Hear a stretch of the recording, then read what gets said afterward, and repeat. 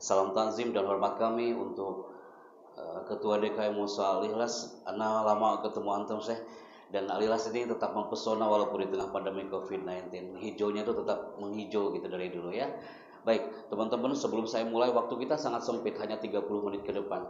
Oke, Ana minta semuanya teman-teman maju ke depan. Kenapa? Oh, ditambahin. Oh ya, berarti sampai Isya kalau gitu ya. Yuk Kak, bro, agak maju ke depan. Uhti, agak maju ke depan, agak maju ke depan, agak maju ke depan, gak ada bersandar, gak maju ke depan, biar gaung audionya terasa dapat di sini.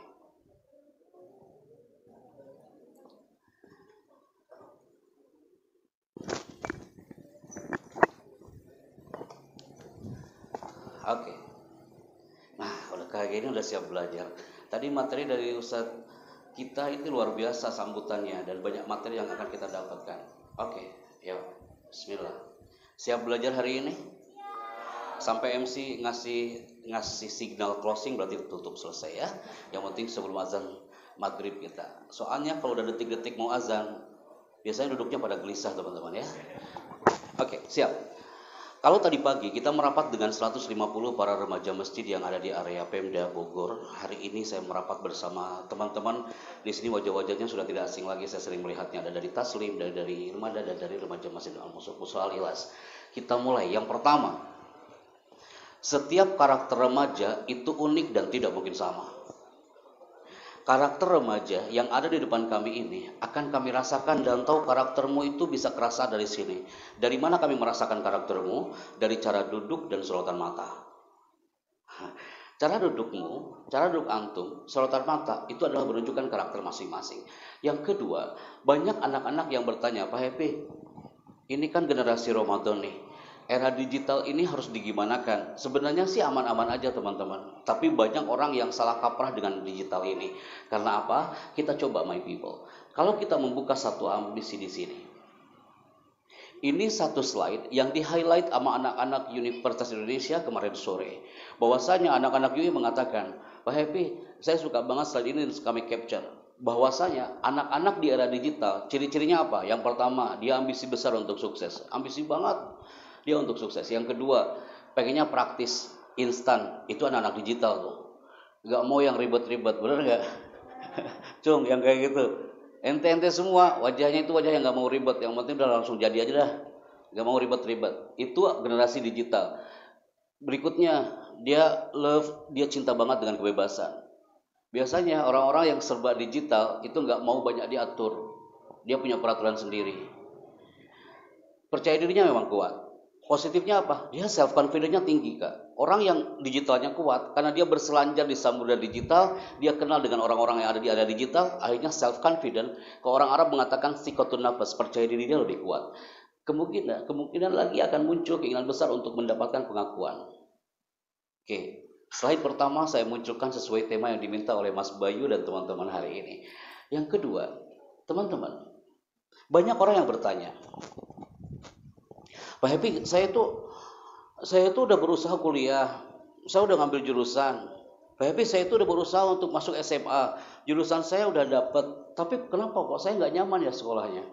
Padahal handphone saya keren banget, smartphone saya keren, aplikasinya banyak banget. Ternyata jawabannya satu, people. Banyak di antara kita yang duduk di depan saya hari ini, you sudah memilih satu titik, tapi nggak mempertajam pada bidangnya. Saya, Kak, dulu di pesantren, dari kelas 2 SMA, tugas saya nggak jauh dari mikrofon. Apa tugas kami, Kak? Bagian announcer, information desk, nggak pernah saya bagian dapur gitu. Atau bagian apa gitu, bagian konsumsi, nggak pernah, Kak. Pasti hubungannya dengan mikrofon. Dan saya pertajam pada bidangnya sampai hari ini. Dan ini adalah bagian dari story of life. Cerita kehidupan saya mempertajam pada bidangnya. You juga sama.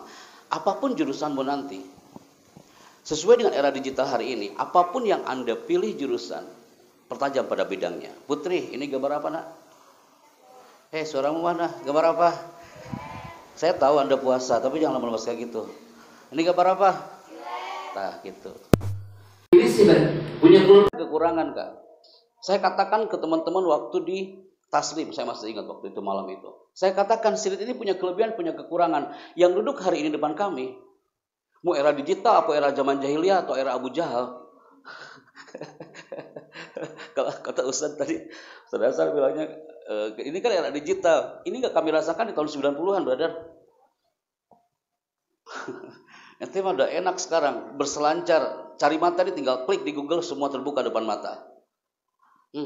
Ini silat. Putri, you teriak ini silat. Silat itu punya mazaya wa nukson, punya kelebihan dan punya kekurangan, sama seperti Anda. Kelebihan silat ini apa? Walaupun dia kecil, tapi mudah untuk melukai. Cepat dia darahnya. Tapi dia punya kekurangan. Apa kekurangan silat ini? Dia tidak bisa digunakan untuk menebang pohon. Apa pernah melihat ada orang duduk depan pohon dan kau tanya orang itu, apa yang kau lakukan? Aku lagi menebang pohon dengan silet. Gak selesai urusan. Boy, yang putra, ini gambar apa? Gambar apa? Orang percaya diri itu suaranya di atas 30% loh. Gambar apa? Gak peduli mau puasa apa enggak, tetap suaranya itu di atas 70%. Gambar apa? Tenang bro, tenang. Yang ikhlas teriaknya. Resup saya kalau di ikhlas kayak gini nih. Brother, kapak itu punya kelebihan kekurangan. Kelebihan kapak apa? 1 kali hempasan, tumbanglah itu pohon. Tapi dia punya kekurangan. Kekurangannya apa? Kapak ini tidak bisa digunakan untuk mencukur rambut. Apa pernah ada orang yang dibotak pakai kapak, Kak? Ngilu dengarnya kawan. Ya kan? Berarti kesimpulannya apa? Oh iya benar juga ya. Di era digital ini semua orang harus mempertajam pada bidangnya masing-masing. Jangan terpengaruhi dengan bidang-bidang yang lain dan itu bukan yang kalian cintai.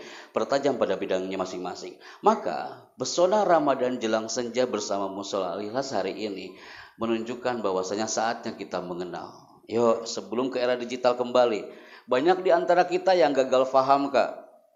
Kita kebanyakan mengenal tahun Syamsiah dibandingkan tahun Komariah. Tahun Syamsiah itu apa nak? Nih, Januari, Februari, Maret, April sampai Desember. You memorize it, hafal semuanya di luar kepala. Betul gak? Nah, sekarang kalau saya tanya tahun Komariah, bulan Hijriah, anak-anak remaja masjid tari di Pemda banyak yang nggak tahu. Kalau di sini selalu pada hafal. Senang saya kayak gini, pasti banyak yang berdoa jangan sampai gue yang disuruh nih, jangan sampai gue yang disuruh nih. Ini kayaknya nih, ini semakin mendekat saya semakin deg-degan kalian kan? Udah lapar, takjil belum datang. Tenang nggak? Tenang. Nama-nama bulan Hijriah nak. Yang pertama bulan apa? Masya Allah dibantu tuh sama sayap kiri. Yang pertama bulan apa? Yang kedua apa? Masya Allah. Yang ketiga apa? Nah, Anda aman loh pakai masker, tinggal teriak.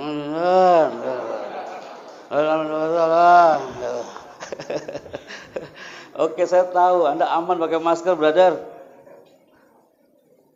Saya kasih hadiah. Satu orang maju ke depan, tapi benar. Anak kasih hadiah, beneran. Anak itu sampai 5 ya, kalau enggak Anda berikan ke yang lain. 1, 2, 3. Gitu tuh. Kalau barang-barang seru tadi. Sekarang Ramadan bulan keberapa? Bulan keberapa? No, ada yang ke-9, yang ke-8. Mana yang benar kita ini? 10 juga.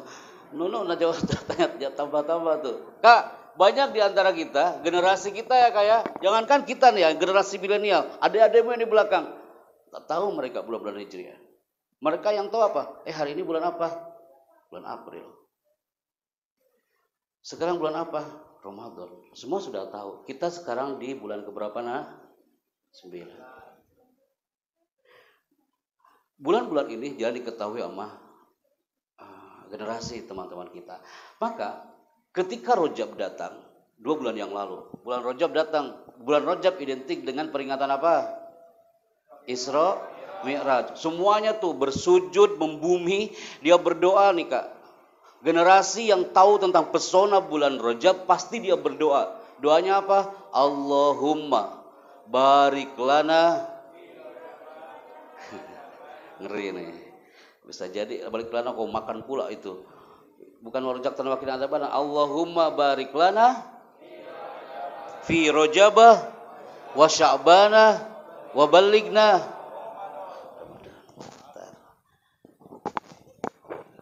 Saya Pak. Udah pegang. Pegang dulu aja. Dia udah tahu dia trik kita. Kasih ke belakangnya. Oh, ke belakangnya. Ke samping boleh nggak? Ya, sini. Oke, angkat mikrofonnya. Sampai duduk aja, Kak. Duduk situ, Kak. Duduk. Duduk itu sit down. Siap. Nuno udah kaget banget dia. Dikira dia akan bicara. Maksud saya itu minta tolong kasihkan ke dia, Kak. Angkat mikrofonnya, Kak. Ini mikrofonnya cuma satu ya, Pak Bayu ya? Oke. Assalamualaikum. Namanya siapa? Kita kayak ujab kabul hari ini ya. Saya kalau nggak kayak gini nih antum ngantuk deh. Namanya siapa, Kak? Bayu. Dari mana? Mana, Kak? Oh, Arya Siri Chandraloka ya. Kelas berapa, Nak? Di mana sekolahnya? Di Borces ya. Dibaca, Nak?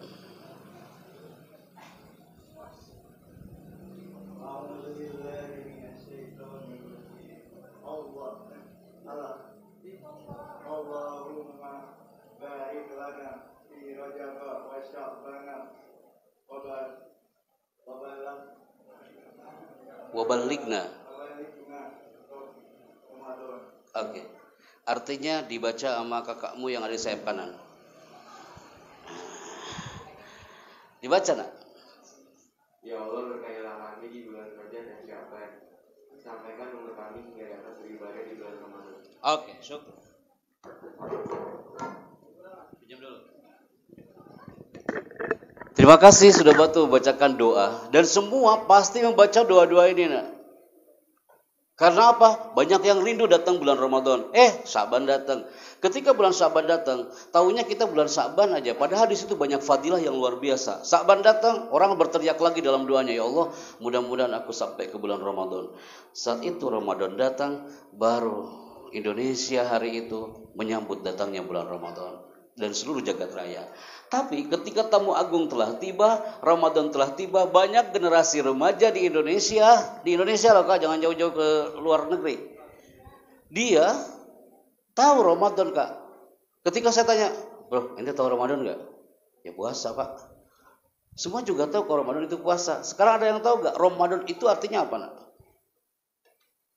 Udah, kita mau ngobrol aja kayak gini. Kalau saya lempar di mikrofon, yo pasti akan menjawab, happy Ramadan itu puasa, Pak, puasa dari habis imsak sampai menjelang maghrib. Itu pengertiannya. Banyak orang yang tidak tahu kalau Ramadan itu artinya adalah diambil dari kata apa? Ar-Ramad, artinya panas batu akibat serangan sinar matahari, sengatan sinar matahari. Ramadan diambil dari ro, mim dan tiga huruf ini, ro, mim, dan to, yang artinya adalah keringnya mulut orang yang berpuasa akibat dahaga. Jadi kalau mengenal nama Ramadan, dibedah nih nama Ramadan, nggak cukup 1 jam kita bicara, kawan. Nah, tapi hari itu Indonesia, kalau Anda klik di era digital, ketika menjelang Ramadan, yang top trending di Indonesia yang pertama apa? Ada yang tahu nggak? Apa, Kak? Tahu aja loh.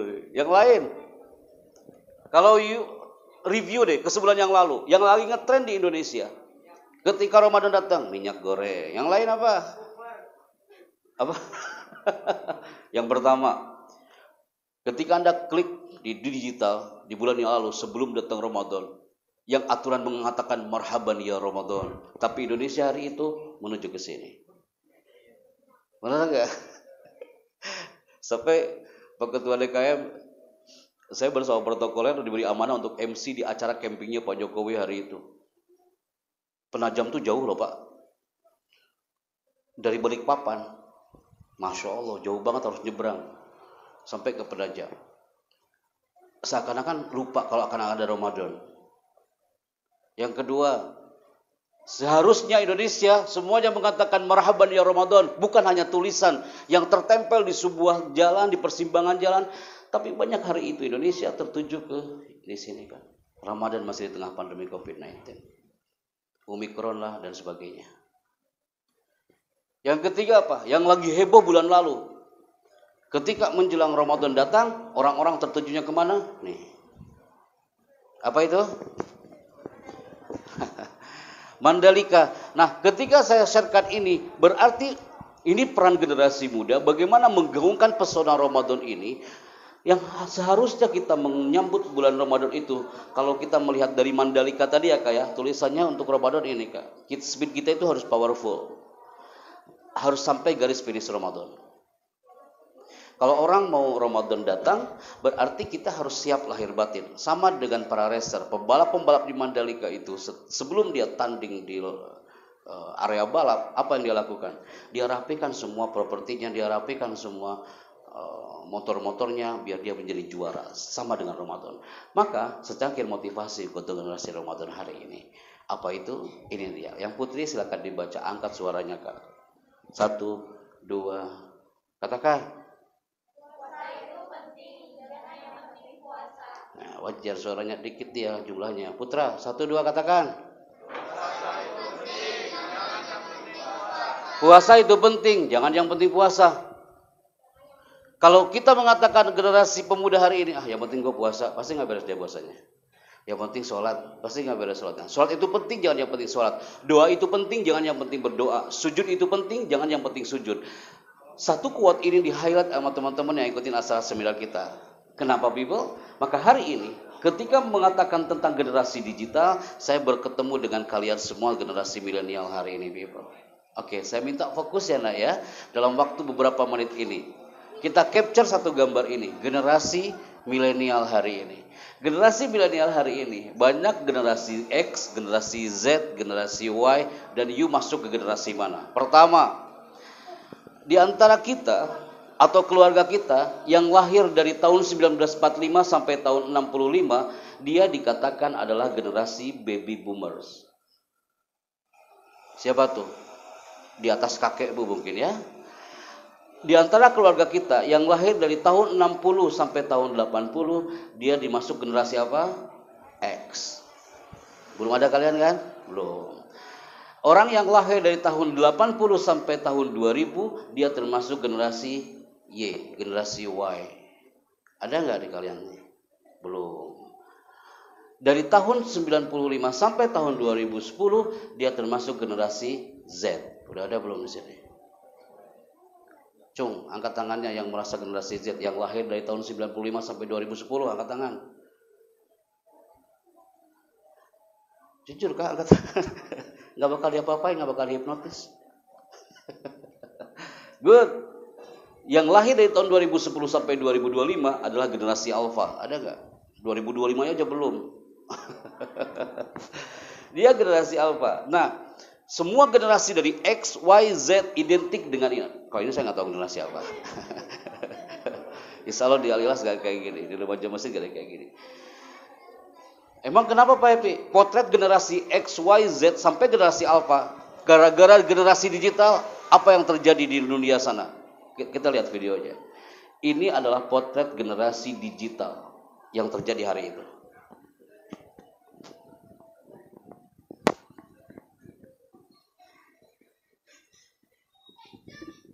Efek dari digital dan pengaruh yang luar biasa. Orang tuanya tidak tahu apa yang dilakukan oleh anak-anaknya.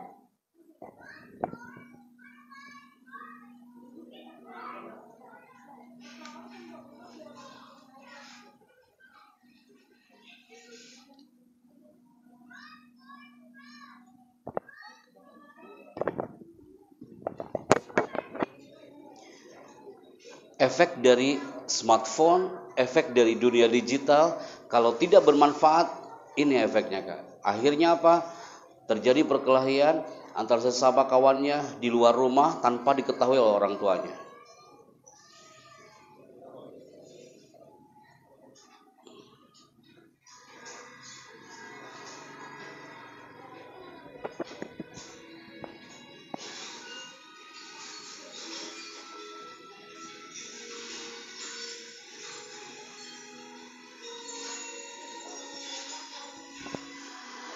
Banyak hikmah dari video ini. Salah satunya adalah keyakinan itu berisi sejuta kekuatan yang merestui setiap langkah manusia. Tapi itu yang terjadi Kak. Mereka janjian di luar rumah dengan smartphone-nya, dan itu yang terjadi. Dunia digital kadang-kadang membuat kita tidak tahu apa yang harus kita lakukan next. Maka people, saatnya kita mengambil satu quote ini, bermoral di era digital. Ini keren loh tulisannya, bermoral di era digital, al semua. Generasi hari ini harus bermoral di era digital. Sekarang semua serba digital. Karena apa? Kalau kita melihat satu tulisan ini, kita harus tahu Kak, dunia digital. Smartphone yang kalian pegang, kita harus bersahabat dengan cantik dengan dia. Karena apa? Kalau kita buta banget dengan perkembangan digital, itu juga bahaya. Apa yang terjadi? Ada nggak kawanmu nih Kak, yang di depan saya nih, kawanmu, tetanggamu, atau dia yang nggak punya handphone sama sekali, dia nggak tahu Google sama sekali, dia nggak tahu Play Store sama sekali, dia nggak tahu cara mendownload sama sekali. Kira-kira ada nggak? Nggak ada. Pasti semua sudah tahu Kak, cara mendownload, tahu Play Store, tahu Google dan sebagainya. Tapi tidak sedikit juga yang nggak tahu loh nak. Ada kawan generasi seangkatan dengan kalian yang nggak tahu itu handphone apa kok. Ketika nyala itu langsung kaget dia, astagfirullahaladzim apaan itu gitu ya. Dia nggak tahu itu handphone, apa fungsinya handphone. Kita harus tahu perkembangan digital, jangan sampai tenggelam magnet zaman. Yang kedua, kalau kita nggak tahu smartphone dengan manfaatnya, yang akan terjadi apa? Kita akan lemah menangkal virus zaman. Yang ketiga, tertinggal dalam sosial. Nggak gaul dia pastinya. Kalau nggak punya handphone, yang lain ada meeting by Zoom, dia meetingnya Zoom-nya lain. Dilindas zaman. Kalau kalian bertanya, Pak Happy, boleh nggak sih sebenarnya smartphone? Boleh, nak. Selama itu bermanfaat, bukan menjadi madarat. Dulu, nak, sebelum ada handphone, dulu ya, zaman Fir'aun, Kak, jauh. Sebelum ada handphone, Kak, yang namanya di meja makan, ayah, ibu, adik, kakak, duduk manis, semuanya makan, fokus semuanya, Kak. Sekarang, jujur ya, Kak, ya, mungkin di keluarga kami juga sama. Kayaknya makan kalau enggak bersahabat dengan handphone di sampingnya, kayaknya enggak cantik gitu Kak. Ente duduk 1, 2, 3, 4, duduk bareng di bandara. Jarang ada orang ngobrol. Semua mengheningkan cipta. Ada orang pingsan di sampingnya, bukannya ditolong. Difoto sama dia. Ada orang pingsan di samping gua nih gitu ya. Diposting. Bukannya ditolong. Dia lebih fokus ke smartphone-nya. Ternyata terjadi Kak. Perkembangan teknologi tak hanya membuat perubahan peradaban, tapi juga menggeser tradisi di meja makan. Ternyata di meja makan sekarang itu lebih fokus bukan ke menu makanannya, bukan ke menu takjilnya, bukan menu buka puasa saja, tapi apa yang mereka lakukan? Nih, 1.800 orang tua yang membiarkan anaknya menggunakan gadget saat makan. Itu di mana? Amerika, Afrika, dan Asia. Kita generasi digital Kak. Akhirnya yang sepuh-sepuh aja orang tua kita termasuk lama-lama terpengaruh dengan digitalisasinya generasi muda hari ini. Ada riset yang mengatakan, anak aja nggak pernah ngitung. Riset itu mengatakan, kita nih generasi digital yang kelas 10, 11, 12, satu hari scroll sampai dia touch screen seperti itu 2.617 kali. Itu gak terjahat banget yang survei ya. Yang kedua, di saat pandemi, satu orang dia klik handphonenya berapa kali? 5.415 kali. 5.415 kali. Itu adalah hasil survei beberapa orang yang dia memahami tentang dunia teknologi. Akhirnya apa? Nih, kita lihat ya Kak ya. Sebentar aja. Kenapa dunia teknologi ini jadi satu poin di Al-Ikhlas hari ini? Karena ada manfaatnya, ada madaratnya. Salah satunya apa? Jangan sampai terjadi seperti di Hotel Novotel Surabaya. Saat itu 9 parenting diadakan gara-gara kejadian ini. Apa yang terjadi? Di Hotel Novotel diadakan acara 9 parenting tentang dunia teknologi. Saya bersama Kak Seto, Bunda Eli Risman. Apa yang terjadi? Gara-gara seorang ibu. Ada anak nih Kak, anak TK, anak kelas 7, usia 7 tahun berarti kelas 1 SD atau 2 SD. Dia bawa lukisan, dia ingin ngasih kado kepada ibunya. Lukisannya menarik Kak. Dia bawa lukisan itu, ibunya lagi di lantai 7. Lantai 7 lagi main handphone. Anak itu bilang apa? Bunda, aku ngasih hadiah buat Bunda nih lukisan. Tolonglah Bunda terima sebentar ya, tengok sebentar Bunda. Ibunya bilang apa? Sebentar. Ibu lagi sibuk. Main handphone aja terus. Oh ya Allah Bunda sebentar aja, aku sengaja bikin dari tadi pagi Bunda. Aku ngasih kado buat Bunda ini. Sebentar, ibu lagi sibuk. Kamu tahu kan ibu lagi sibuk? Walaupun lukisan anak TK SD dari dulu gitu-gitu aja. Apa susahnya kita lirik sebentar? Betul nggak? Ente punya adik kan? Coba kak, kalau you punya adik dan suatu saat adik mau bilang, kak, ini lukisan buat kakak loh kak. Jangan sampai kau katakan, paling lukisan gitu-gitu aja kan. Dari dulu juga lukisan anak SD mah gitu aja. Pasti kalau pas dari dua gunung ya kan? Di atasnya ada apa? Matahari. Di samping matahari ada apa? Ada awan. Di depan gunung ada apa? Ada sawah. Samping sawah ada apa? Tuh. Ente pernah hidup di zaman jahiliyah berarti sama ya.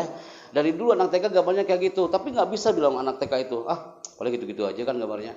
Sama seperti ibu tadi. Akhirnya apa yang terjadi? Anak itu main di kolam renang tanpa sepengetahuan ibunya. Dan akhirnya dia tenggelam di kolam renang itu. Ibunya pun nggak tahu kan di lantai 7. Ketika dia teriak-teriak, ini anak siapa, ini anak siapa, anak siapa? Baru dia ngeh, ya Allah itu anak saya. Anaknya sudah nggak ada. Dia udah wafat. Nyesel banget ibunya. Ketika tim kami SSD Suara Surabaya dialog interaktif dengan dia, nyesel banget tuh ibu itu. Nih, kalau Anda nggak percaya, ngomong sama anak muda itu harus disesuaikan. Mana buktinya Pak Happy? Nih.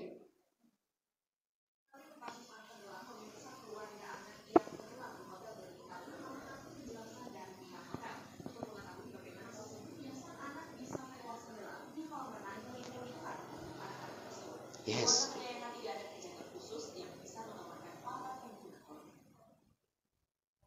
Ibu bisa bayangin kan apa yang dirasain sama ibunya?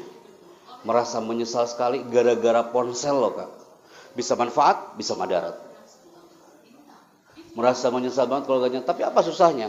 Ketinggal dilihat sebentar, habis itu udah. Kita katakan kepada adik kita, hei gambarmu keren banget loh nak. Jarang-jarang ada gambar kayak gitu. Padahal sering banget kita lihat gambar kayak gitu. Oke, yang kedua, semua yang hari-hari ini, you highlight sambutan dari ketua DKM tadi Ustadz kita. Yang dirindukan di negeri ini, di atas ini adalah bukan hanya generasi yang pintar, tapi generasi yang soleh. Generasi yang cerdas, bukan hanya seorang sarjana. Yang sarjana mah ada banyak, brother. Tapi yang memiliki konsep diri, dia tanggung jawab, dia melek media, seorang pembelajar yang tiada henti. Itu yang harus dikip oleh remaja masjid. Kalau yang cerdas, udah banyak di negeri ini. Orang yang alim, udah yang pintar, udah banyak di negeri ini. Tapi orang yang soleh, itu yang dirindukan. Kenapa? Kita lihat sebentar ya. Saya menembak setiap enzim you semua yang hadir hari ini, karena you adalah generasi visual, bukan hanya auditori. Kalau hanya dari tadi saya ceramah duduk di situ, saya khawatirkan Anda mengheningkan cipta dan baca doa. Bismillahirrahmanirrahim, bismillah. Kalau direalkan secara visual kayak gini, Anda semua astagfirullahaladzim, Allahu Akbar, la ilaha illallah. Kalimah thayyibah semua keluar di sini ya. Buktikan ya kayak apa peran dari ponsel yang membuat kita ignore, mengabaikan orang sekitar. Percaya atau tidak? Ente lagi pegang ponsel nih kak. Nunu nanya. Biasanya orang yang pegang ponsel itu nggak fokus kepada yang nanya, tapi dia lebih fokus ke mana? Ke handphonenya. Betul nggak? Dan ini yang terjadi di salah satu hotel di luar negeri sana. Ibu ini tidak tahu kalau anaknya itu dia main di area hotel tanpa sepengetahuan orang tuanya, karena orang tuanya pun sama kasusnya, sibuk dengan handphonenya. Kakaknya sibuk dengan handphonenya. Dan ini yang terjadi.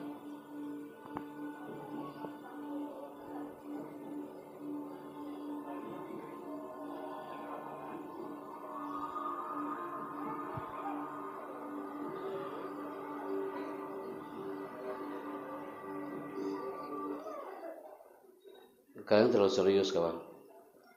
Itu pelampung buat bayi. Jadi kalau renang dia nggak bakal tenggelam, karena dia pakai pelampung itu. Jadi safety, aman. Kalian langsung fokus, astagfirullahaladzim, Allahu Akbar. Enggak. Kalau mau beli kayak gitu ada di saya, nanti bisa jualan kayak gitu kayak. Itu saya fokus banget, saya belakang. Aduh, enggak, ini mah sampel. Tapi betul juga kak, banyak kejadian dia mengabaikan keluarganya, akhirnya itu yang terjadi. Yang ketiga, kalau sekiranya kita cenderung terlalu fokus kepada handphone, mengabaikan keluarga kita, mengabaikan adik kita, anak-anak kita yang orang tua, ini yang terjadi. Sebelum menuju ke segmen penutup, lihat, orang tuanya tidak tahu kalau anak itu bermain.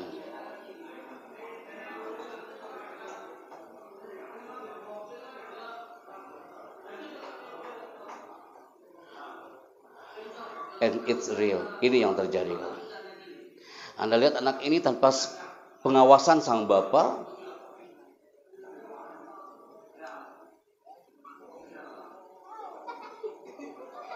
udah, jangan sampai selesai lihatnya ya, sampai tengah aja. Udah bisa bayangin enggak bagaimana bapak itu nyeselnya? Dia marah-marah dengan handphonenya. Tahu kayak gitu saya simpan dulu handphonenya. No, udah kayak gitu baru nyesel dia. Oke, handphonemu bisa manfaat, bisa madarat. Apa sih bahaya gadget? Yang pertama, orang yang selalu bersahabat dengan gadget pasti posisi dia megang handphonenya kayak gini. Namanya adalah texting neck. Itu akan terjadi cedera leher. Nih, jangan sampai kayak gini terus dia, terus kayak gini terus dia, cedera leher. Yang kedua, kalau sekiranya dia bersahabat dengan handphone terlalu lama, apa yang terjadi? Yang akan terjadi adalah prefrontal cortex itu adalah bagian otak yang membedakan antara manusia dengan hewan, dan korteks itu terletak tepat di belakang dahi. Ana ulangi ya kak ya. Orang yang kecanduan dengan handphone, dia nggak bisa jauh dari handphone. Sebelum tidur dia bersahabat dengan handphone. Bangun tidur yang dicari bukan emaknya tapi handphonenya. Sampai anak TK mengatakan, Pak Epi, cita-cita saya satu Pak, saya ingin jadi handphone.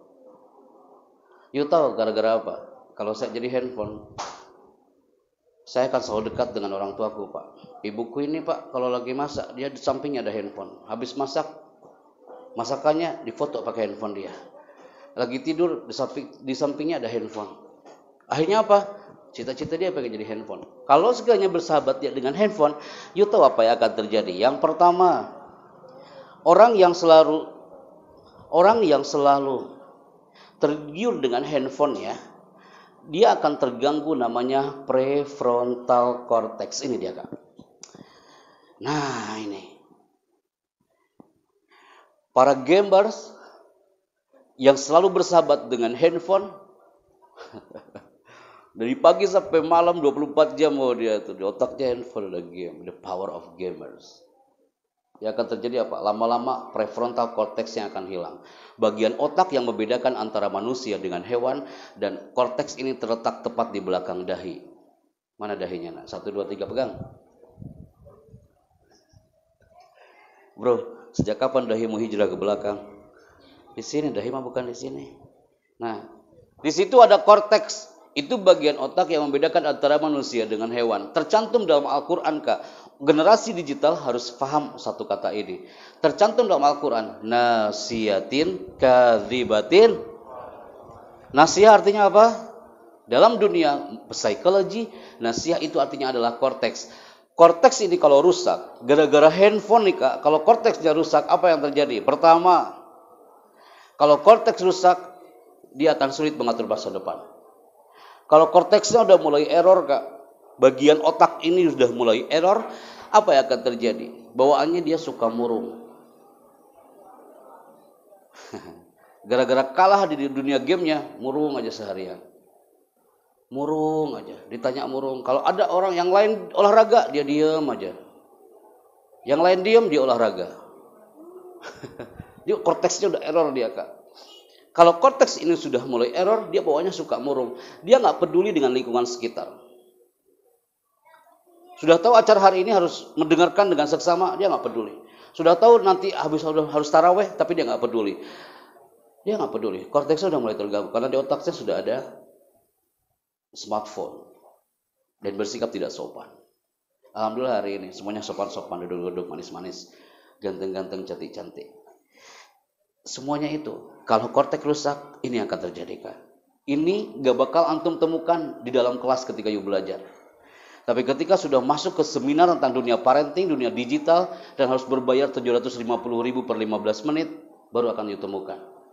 Kenapa saya katakan ini? Bersyukur Kak, you mendapatkan satu file ini. You sekarang kapan menggunakan handphone, kapan you stop handphonenya.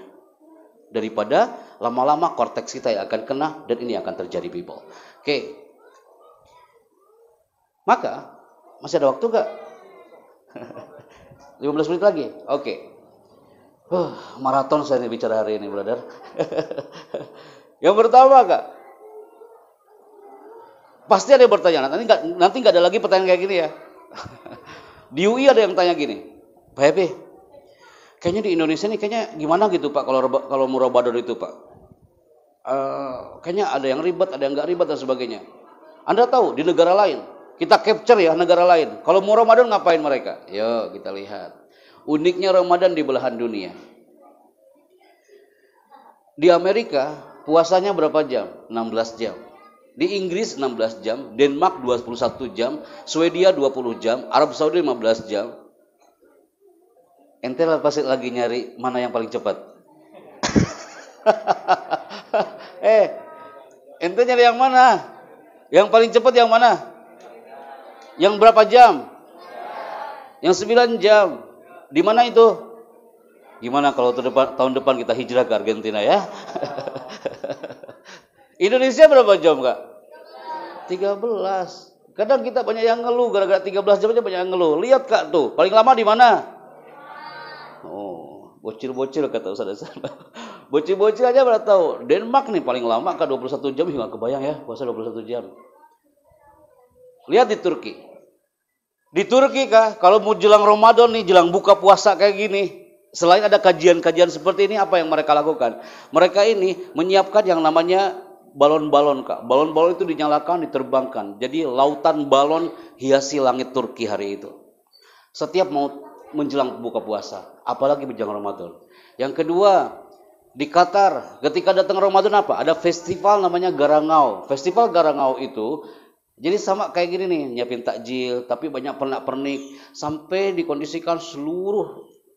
Kalau kita mah di sini di se-Indonesia semua merayakan festival Garangau. Prancis. Ketika Ramadan datang, di Prancis Kak, datang tuh orang-orang imigran Arab ke Kronon. Ngapain mereka di situ? Sama, mereka bikin festival Ramadan. Dari jalan ke jalan Asmaul Husna terpampang semua di situ. Gaung-gaung tilawah-tilawah ayat suci Al-Qur'an. Indah sekali Kak di Prancis. Mesir. Di Mesir Kak, kalau datang Ramadan apalagi jelang buka puasa, di situ ada Maidah Rahmah. Maidah itu artinya hidangan, rahmah itu kasih sayang. Jadi banyak Maidah Rahmah dan lampu fanus. You pernah lihat gak?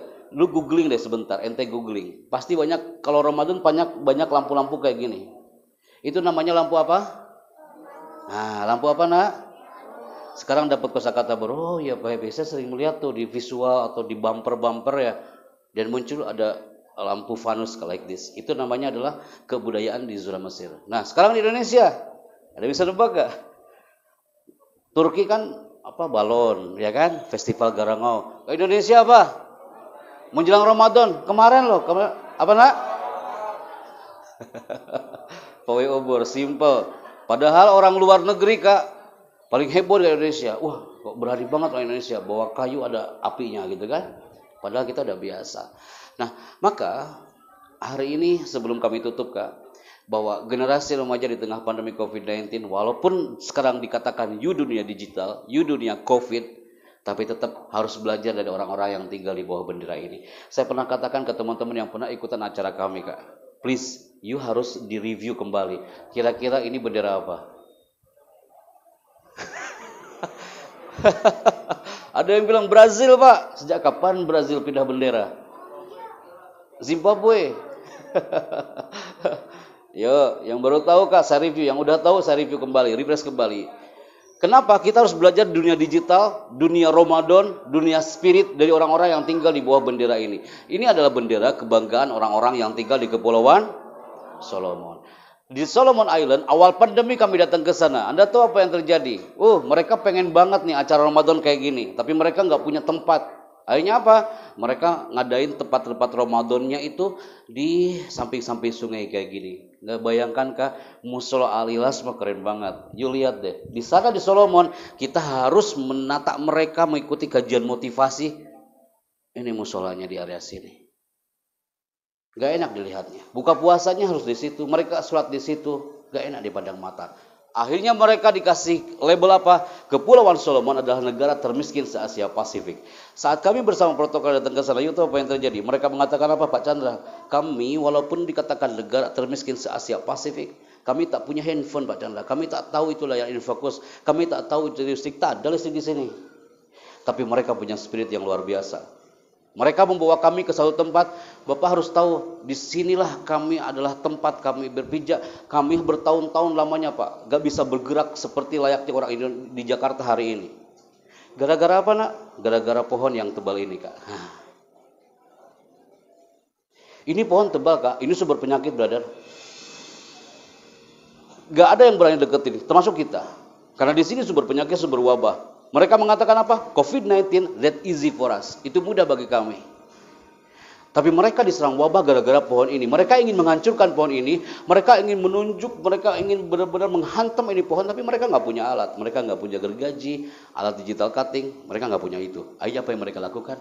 Seluruh warga Solomon datang ke pohon ini dan mereka berteriak dengan sekuat-kuatnya. Dengan izinmu ya Allah, dengan izinmu Tuhan. Kami ini berteriak. Dan aku yakin engkau ini tidak tuli dan tidak buta.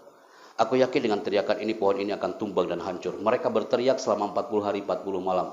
You tahu apa yang terjadi? Hanya dengan teriakan itu pohon ini hampir tumbang dan hancur.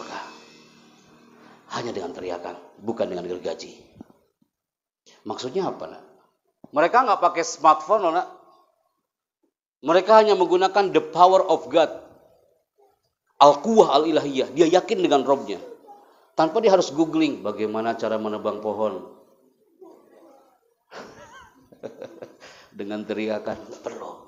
Mereka yakin. Mereka hidup di generasi digital tapi mereka nggak tahu digital. Maka nih jangan sampai di rumah banyak yang teriakan kayak gini. Nanti sampaikan ya ke ayah bundanya ya. Hey ayah bundanya sampaikan ya Kak ya. Saya juga live hari ini. Jadi people, sampaikan ke orang tua kita, Pak Bu, kata Pak Chandra tadi di Al-Ikhlas, jangan sampai ada teriakan dalam rumah Pak. Pohon aja bisa tumbang nak, dengan teriakan orang Solomon, apalagi manusia.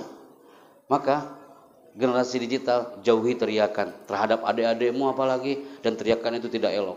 Karena apa? You tahu, teriakan seorang kakak. Kakak berteriak nih sama adiknya, dek, aku benci sama kau ini, pulang lo, keliau, oh udah. Kalau adanya kakak suka ngomong kayak gitu, kakak itu suka nonton film Azab Indosiar. Apa yang terjadi Kak? Satu teriakan seorang bapak, satu teriakan seorang ibu, satu teriakan seorang kakak sama adiknya nih. Dan teriakan itu negatif, mampu membunuh jutaan hormon anak itu. Pohon aja bisa tumbang Kak, apalagi manusia. Maka di segmen ini, my people, generasi digital adalah generasi yang harus bermoral di era digital. Fahim tum? Kalian harus termasuk kategori orang-orang yang bahagia ketika datang Ramadan. Kalian harus menjadi keluarga Ramadan yang bahagia, jangan menjadi keluarga Ramadan yang biasa-biasa aja. Saya nggak mau kalian termasuk generasi Ramadan yang biasa-biasa aja. Nanti pahalanya biasa-biasa aja. Nanti ditanya malaikat munkar nakir, man rabbuka? Jawabannya biasa-biasa aja. Generasi digital, generasi bermoral ya kawan. Jangan sampai generasi yang cemas. Harus bahagia. Orang yang bahagia yang hormon endorfinnya kuat. Karena apa? Orang yang selalu berteriak lelah dan mengatakan, Pak Happy saya lelah, Pak Happy puasa hari ini. Pak Happy saya lelah kuliah sambil online. Pak Happy saya lelah belajar sambil online. Ikuti aja dulu iramanya kawan. Kalau semakin kita berteriak lelah, lama-lama lilahnya yang akan hilang. Ana ulangi ya. Semakin kita berteriak lelah, lama-lama lilahnya yang akan hilang. Maka di segmen ini saatnya kita mau ikuti kalimat yang terakhir sebelum kami tutup. Ungkapan Imam Asy-Syafi'i yang sangat indah. Apa Imam Syafi'i mengatakan? Bila kau tak tahan lelahnya belajar, maka kau harus menahan perihnya kebodohan. Generasi digital adalah generasi pembelajar tiada henti dan harus melek digital. Saya ulangi ya Naya. Bila kau tak tahan lelahnya belajar, kau harus menahan perihnya kebodohan. Itu kata siapa? Tapi kalau menurut makhluk yang satu ini beda lagi. Hampir mirip-mirip. Puasa memang membuat lelah, tapi jika tidak pernah puasa, suatu hari nanti hidup kita akan jauh lebih melelahkan. Generasi digital juga sama. Belajar memang membuat lelah, tapi jika tidak pernah belajar, suatu hari nanti hidup kita akan jauh lebih melelahkan. Fahim tuh? Sebelum kita tutup dengan bersama membaca Alhamdulillah. Alhamdulillahirrabbilalamin. Itu saja Mas Bayu, itu yang bisa kami sampaikan kepada teman-teman. Luar biasa. Ini jarang-jarang seperti Ustaz katakan tadi, jarang-jarang you fokus duduk dalam waktu 30 menit mendengarkan kajian kayak gini Kak. Karena dikemas secara apik, audio visual. Alhamdulillah saya merasakan feel-nya. Kalau you men-save di memorimu, keluar dari masjid ini udah dapat ilmu. Ya Allah, saya harus menjaga korteks, saya harus menjaga nasia, saya harus menjauhi teriakan. dan you insya Allah menjadi orang yang menang dalam Ramadan ini. Barakallahu fikum. Assalamualaikum warahmatullahi wabarakatuh.